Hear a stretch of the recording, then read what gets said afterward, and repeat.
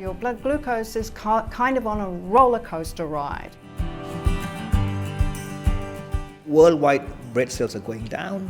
People worry about bread, they like it, but they worry about it. It's been a family staple for years, but white bread often gets a bad rap. The biggest problem with white bread is your blood sugar will go shooting up within half an hour of consuming it. It's not so surprising that that might influence how hungry you feel.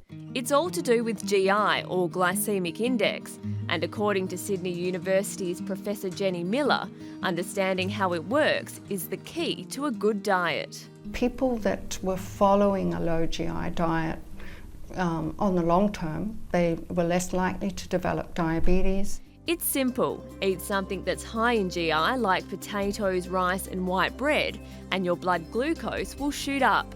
You might be full of energy for a short time. The problem is, what goes up must come down. I think what can make people feel lethargic is that roller coaster ride in blood glucose levels. On the other hand, eating low GI products like dairy, nuts and some pastas makes your blood sugar rise and fall at a much slower rate. That helps you feel more satiated after you've eaten, and that you're less likely to overconsume calories later on in the day. Our supermarket shelves are packed full of low GI products, but when it comes to bread, we're usually limited to whole grain. Bread is always used as a base, so you add Nutella or you add cheese or you add ham. So a lot of people like white bread because there is no specific taste. Now a breakthrough, a recipe that promises to lower the GI levels in white bread. You're still eating white bread, but in your body, it behaves like a whole meal bread. So it slows down the digestion, it slows down the absorption of sugar. Dr. Raja Manika, who heads up Holista Colltech, a Perth company that develops natural health products, says their bread is a scientific breakthrough. There's no chemicals in there, there's no E numbers in there. It's really going back to nature. The real test?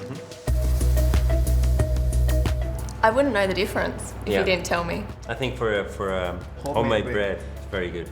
Swiss food engineer Mayet Groups has helped develop the recipe. The biggest challenge was taste and volume. I mean, in the beginning products, they tasted awful. I mean, it doesn't help you when a product is healthy, but it doesn't taste well. A white bread with a low GI, to me, is the holy grail, actually, because it will have such a big influence as the staple product for most people's diets. While there are other low GI white breads on the market, Dr. Miller agrees this is an exciting development. If every bread roll we ate was low GI, I think we'd see a significant effect on our risk of obesity.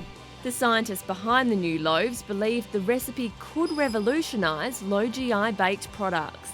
This will definitely be a game changer for the global white bread market. I think they are the best things for the kids who are not willing, the kids and the husbands and whatever, that are not willing to have a whole grain low GI bread.